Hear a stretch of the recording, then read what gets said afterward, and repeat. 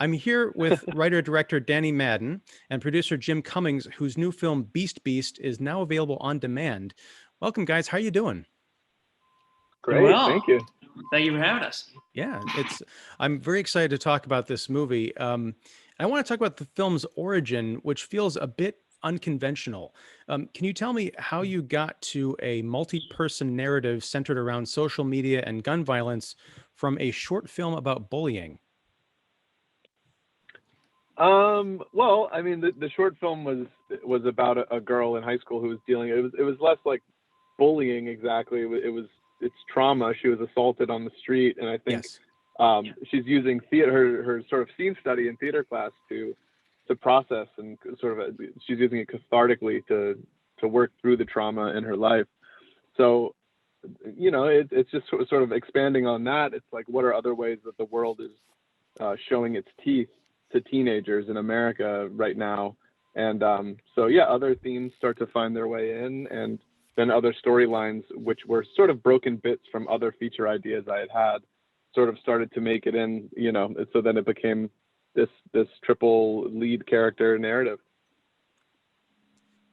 So was it, what was the decision like there as far as taking those bits from other ideas that you'd had and melding them together? Was this, um, just sort of the perfect inflection point for that, or were there ideas that you wanted to put in that that didn't make sense for this context, and maybe you'll do for another feature? Right. I think it was just sort of these were three stories that I wanted to tell, and they all seemed to sort of take place in a similar town, which I was just kind of placing in Peachtree City, Georgia, which is where I grew up. So it's what I know. And it made sense to say, you know what, well, these three people are living in the same town and they're going through these experiences. And what happens when you weave that together? Can we sort of conjure some other kind of chemistry by putting these stories in the same film? Now, Jim, you were the executive producer on Krista, the short film that we mentioned. Tell me about, and Danny, you can speak to this as well, but tell me about taking the process of taking that short film and making it into a feature. I've heard stories about filmmakers taking shorts and then using the cachet that they get from that, say, on the festival circuit, and making a different movie. But this is sort of blowing out into the feature-length version, exploring different possibilities of that film. What was that? How did that all happen? I can provide some context there and also answer the first question a little bit. So Danny had done the Krista short, and it had won 2 awards at South by Southwest, and it's really, really good. And then with all of the performers that are in that film, he had these ideas for other things that he wanted to talk about. But really what I remember is Danny saw The Shape of Water, the Guillermo del Toro movie, and he called me and was like, this guy just made like 4 movies in one, and like he's like, he can do it. It's incredible. He doesn't care. It works really well. I think this can really work. And he had written the script for Beast Beast as a feature. He's like, I think this could work, and it did. And so in reading it and in hearing Danny talk about how these things were going to flow together, it just made sense. And all of these things kind of, I guess, not just were separate from each other. They all worked because they were about young people using the internet to upload videos of themselves and kind of do this like self-branding thing in 3 different ways in how they connect. And I just loved it. And it was like this funny clicking moment for Danny to be like, you know what, I'm just going to do it. I'm going to write it and then see if it works. And it did work. And just for clarity's sake, it's not like I came out of Shape of Water going, that's the greatest film of all time. I came out saying so. But I think what Jim was getting to is like, this is such specifically flavored film, because it's like these 3 or 4 different things that this one person loves, like all mashed together, and then you get this like really unique film because of those, like the combination of different types of stories you haven't seen together before. Definitely. So Jim, you're executive producer on this film, the feature, but Alec Baldwin is also listed in the credits. How did you guys get connected with him, and what was his involvement? Did he help shepherd the movie? Yeah. Did you pick out? Sure. So Danny had started the Kickstarter campaign to make the feature the night he won the 2 awards at South by Southwest for Krista, and we stayed up all night. Danny edited until like 9 in the morning, getting this campaign ready to go live, which was insane. Wild night. Wow. There's actually, if you watch the Kickstarter video, there's like a timer on the bottom of it of like what hour he was awake making this like video. It's really fun. But then just by word of mouth and by Krista blowing up as much as it did, one of the executives at Alec's company saw it and reached out to Danny and said, we're trying to do movies like this. We'd love to chaperone and help however we can. And they've been incredible. Danny can talk to Alec's involvement, but the dude and his team are just so cool. We had no business being with these people, but they came on to help out, and they're just like our uncles now. It's really fun. Yeah, yeah. So yeah, Danny, tell me, did you get to work with Alec, or is it just kind of through his production company? I mean, yeah, either one is pretty awesome. Yeah, but, I mean, so Casey Bader is his producing partner, and they wanted to. So they were kind of starting this new thing together called Persona Entertainment, which is their new company, and they wanted to, like, Casey wanted to come down and be on set, and so he was boots on the ground helping us out, and Alec was sort of just supporting from afar. He would call with thoughts on the script, and then would call and give his ideas and thoughts on notes. But as he has said multiple times, he's like, I think the best job that I can do as an executive producer is provide whatever the director needs and then get out of his way. So that's kind of like, that's been his attitude, and he has stayed true to that. that he's practicing what he preaches there. And that never happens. We're very, very lucky. Right. It was pretty nice. Pretty nice.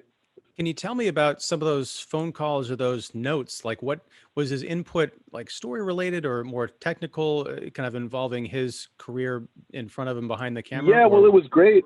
That's a good question, because it was great because he is an actor and like loves the craft of acting so much, and that is his life experience. So most of his notes were that.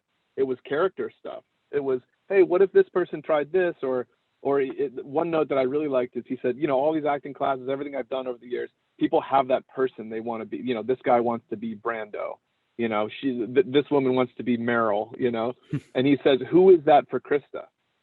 And he's like, think about that. He's like, I'd like to see some taste of that. So then I went over and I talked to Shirley Chen, the actress who played Krista, and we talked about her influences, and then we kind of looped the art department in, and then so that sort of helped how we filled out Krista's room and her locker, and there's like little kind of fan drawings of like Kate Winslet in Eternal Sunshine of the Spotless Mind, or Uma Thurman from Kill Bill, like on her wall in the collage. So Alec just wanted those kinds of textures. He approached everything from like an actor point of view, which is pretty exciting for me, and very much like he wants to stay in his lane in that way.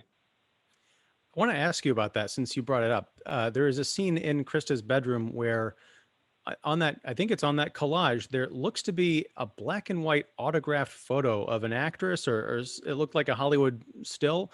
Who was that? Yeah. So that's Dre Babinski. She's the front lady in a band called Steady Holiday. Okay. And she's a friend of ours, and we decided that Krista was a big fan of hers because there's a song playing, a Steady Holiday song in the movie. So we thought it'd be fun that like maybe she went to a concert once and got an autographed picture. So that's pretty funny that you picked up on that. That's like a fun little friend inside. I didn't even catch that. Yeah. So let's talk about casting. Shirley Chen, is pretty amazing, and she was the star. She played Krista in Krista and Krista in Beast Beast. So there's a great continuity there. How did you discover her? And also, my God, where did you discover Jose Angeles, who plays Nito, her kind of budding boyfriend in the film? Because both actors have this naturalism that is just phenomenal. Right.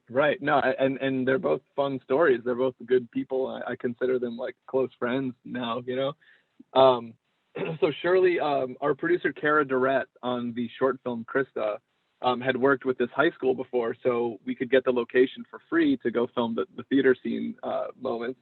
And so we thought, hey, why don't we reach out to their drama department and see if any of the kids who actually go to that high school want to come out and audition for the movie. So we did that, and Will, my brother, who plays the teacher in the short, he plays Adam in Beast Beast.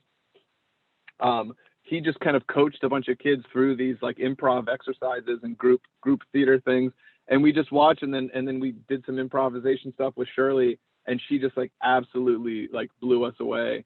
So we cast her in the lead of the short, and then just through that process realized that she was like really on the level as far as what she's going for, how far she's willing to push herself, and you know, wants to like kind of get way down into the nitty gritty of things.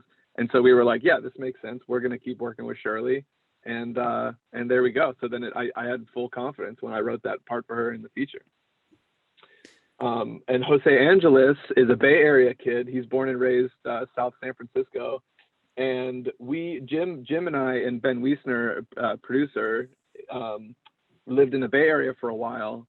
So some of my like post-production kind of pillars are still based in the Bay Area, Skywalker Sound, but also this company called Roast and Post in Oakland, which is run by Sean Wells. And he's been a friend for years, and he's the colorist on Beast Beast. And I was up there working on something with him, and he was doing a music video with Jose, and he said, you got to check out this kid's reel.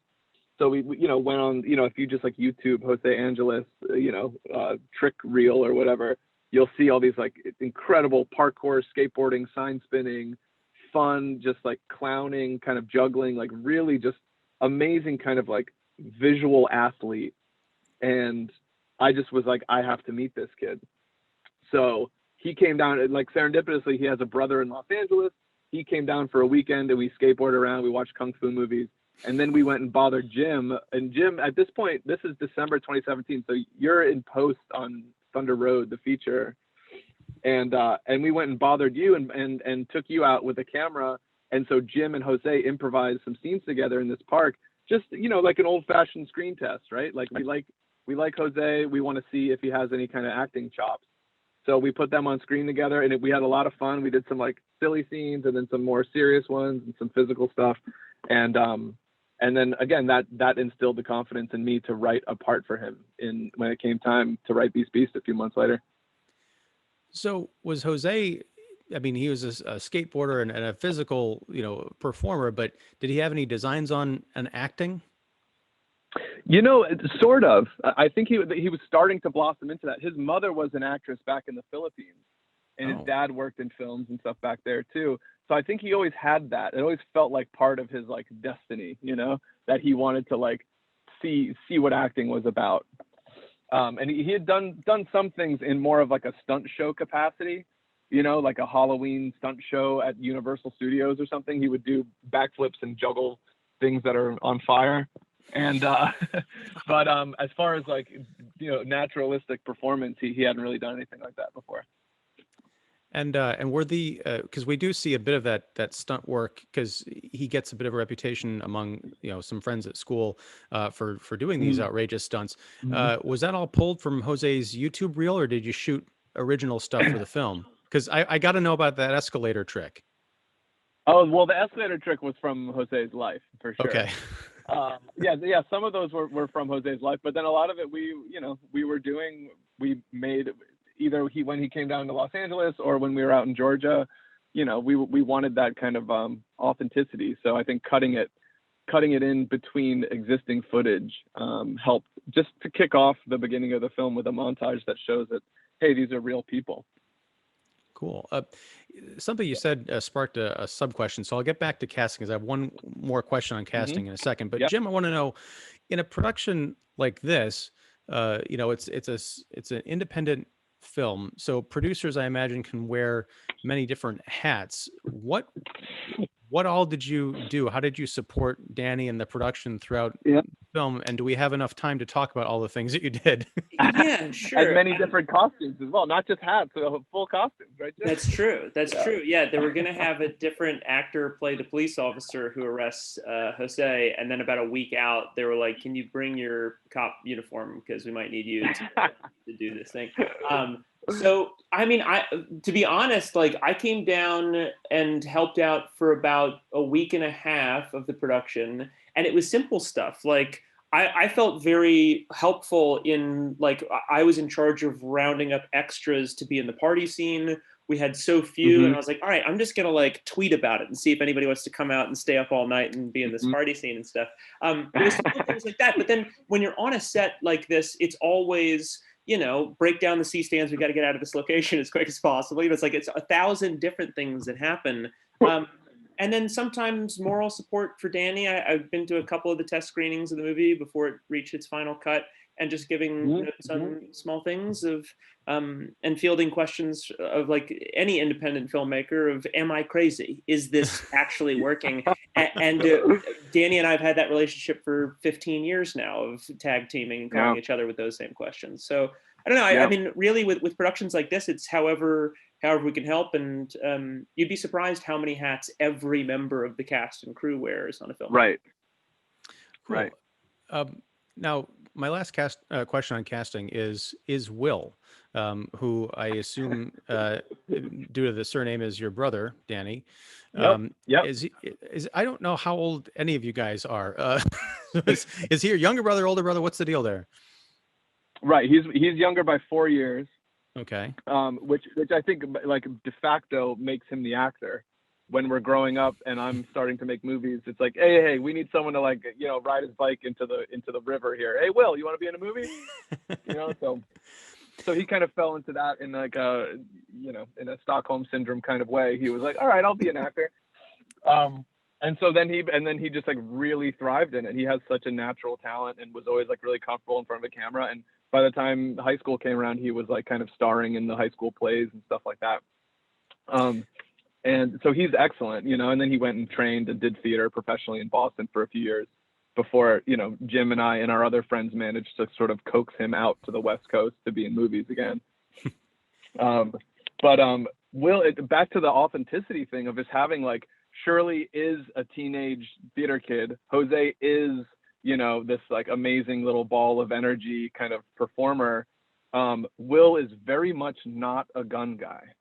So in order to get that texture, that layering of sort of authenticity in him, he worked so hard. I would say he had the tallest order, but like, you know, everyone had, I asked a lot of every actor, and I think, but Will really had to like become somebody different for this role.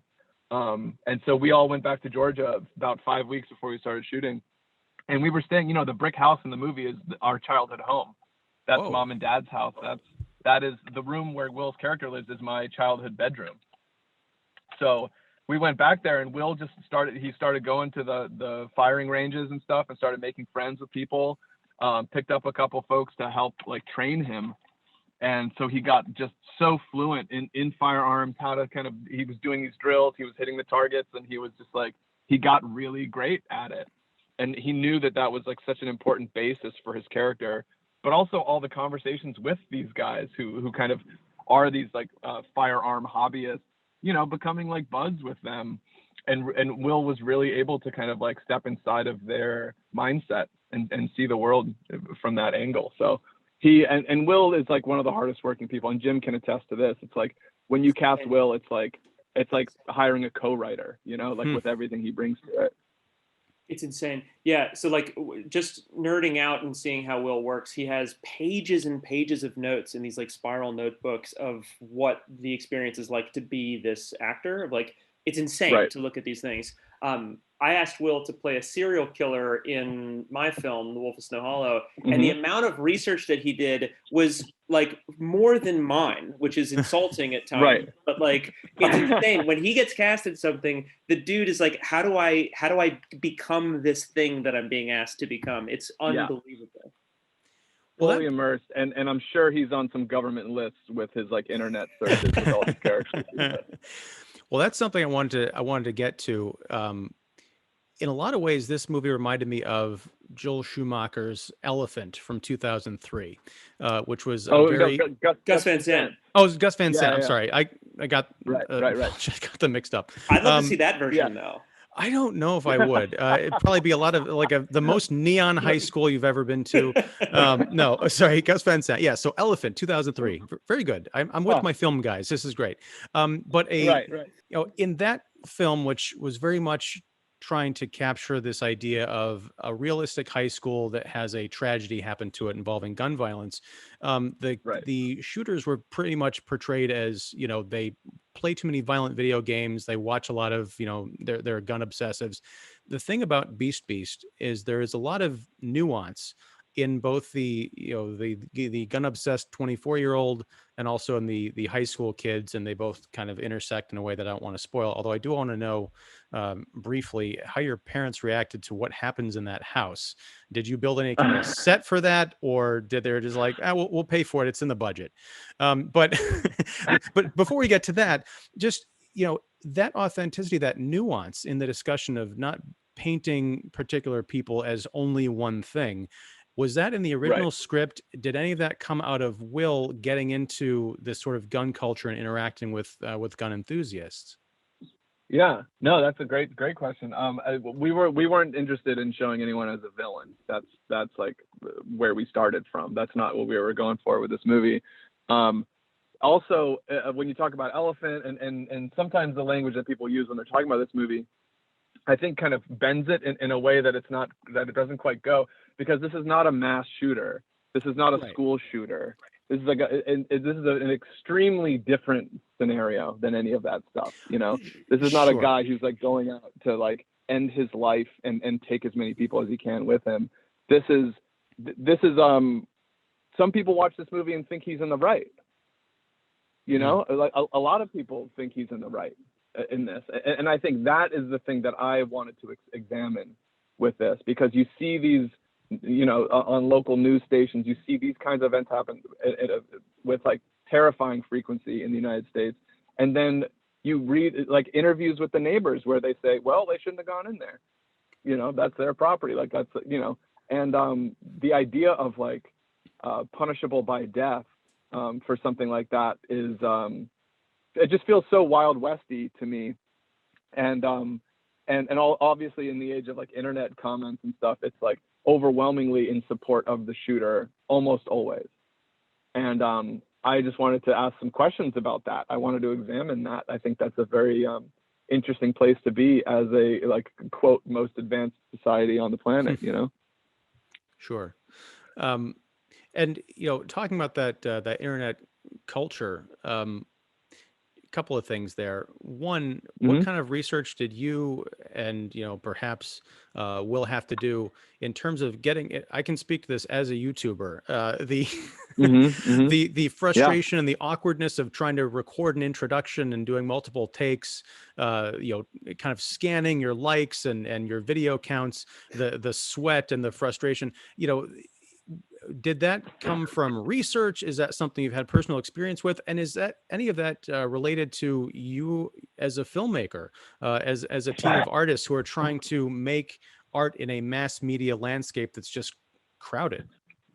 Yeah, that's great. I've definitely described this movie before, these characters, as like the three different parts of my brain. There's like the theater kid, there's the skater kid, and then there's the filmmaker. So that's definitely like how I've divided it, like, retrospectively looking at it. Yes, definitely. We've all felt that this idea of the blessings of the social media, that like, as Jim has been using so well for years, like this idea of like direct outreach to people, the Twitters and the, whatever, the YouTubes and Instagrams and all that. And you can have this direct access to people, which is so nice. But then it becomes like you can, like anything, you can become addicted to it, and it can be destructive, and you can be obsessed with the approval of being getting the approval of strangers, and I think that can lead to really dangerous things. And in this guy's case, he happened to also have an extremely destructive hobby that goes into that, Yeah. So Jim, tell me about the house. Yeah, well, Danny's parents have been pretty used to their house getting screwed up for Danny's movies for the last 3 decades. I think the big action scene that takes place in there, it was tag teaming between like, how do you actually do it? How, like, do you use squibs? Do we use like slingshots? We use squibs. But yeah, it looks really much more destructive than it actually was. I mean, like it's a lot of movie magic, but that's the fun stuff, like you take over a kitchen and you have fun with it for a couple of hours. Yeah, and it was also like you get that middle school feeling of like asking your mom like, hey, can I go like sleep over at my friend's house? And she's like, I don't know, you better ask your dad. And then you go over to your dad and you're like, hey, can I go? And he's like, yeah, I don't know if your mother's gonna let you. It was exactly that situation when it came to like, oh, there's some pyrotechnics that are gonna happen. Like you're cool with that, right? And mom's like, I don't know, you know how your dad is. And then I went to dad and I was like, yeah, what's the pyrotechnics? And he's like, you're never gonna convince your mother to do that. So, and then it worked out. So. Well, two last questions before we go. I saw on social media yesterday that there was an announcement about the beta test, which is going to be at Tribeca. And then Jim, you also mentioned that there was a film that you mentioned that you were working on, a new project. Is that right? I went away for a writer's retreat to write something that I'm kind of partially through with my buddies PJ and Dustin. But yeah, the beta test is screening in Tribeca on June 11th. And so I think I'm going to fly out and get my second dose of Moderna tomorrow, and hopefully they'll let me into the state. But yeah, it's crazy. We're very lucky. I'm actually doing the like sound sync right now in the garage. So it's like still a lot of like small granular filmmaking that's happening, even though it's done and accepted to festivals. Awesome. Cool. And my last question is random. Daniel Rashid co-stars in Beast as Nito's friend Yanni. And there's a scene where their friends get together and they do a toast with Hot Pockets. Now, Daniel was also in a movie a couple years ago called Being Frank, which starred Jim Gaffigan, who is the Hot Pockets guy. Coincidence? Oh, wow. Whoa, I didn't know that. That is new information in my life for sure. Whoa. Was Daniel the one who suggested the Hot Pockets? Could that be a thing? Or definitely not. Definitely not. The Hot Pockets were in there, but he definitely ran with it. That's really funny. I didn't know Jim Gaffigan is the Hot Pockets guy. That is a deep cut. That is wild. Yeah, that's really fun. I wonder if, because I know Daniel's like buds with Jim from doing that movie together. I wonder if that connection has been made between them. But I'll definitely bring it up to him. I think he'll get a kick out of that if he hasn't put two and two together yet. Well, I can also recommend go on YouTube, not to look up gun stuff, but to look up Jim Gaffigan Hot Pockets. It's a great routine. But okay. His stand up thing. Yeah. Yeah, that's right. Where there's he's doing the instructions and stuff, the directions. Yes, I remember that. That's a fun little world coincidence overlap. Excellent. Well, Danny Madden, Jim Cummings, thank you so much for taking some time to talk about Beast with me. This is a much different film than I thought it was going to be. Even just sitting down watching the first 10 minutes, I thought I was going in a particular direction, but it went all sorts of crazy creative places. And I think everyone should check it out on demand now, which they can do. So thanks a lot. Let's keep in touch. I want to know about your future projects and yeah, congratulations on getting this far. Thank you for having us. Thanks so much. Pleasure. All right. Take it easy, guys. Take it easy. Bye. Bye.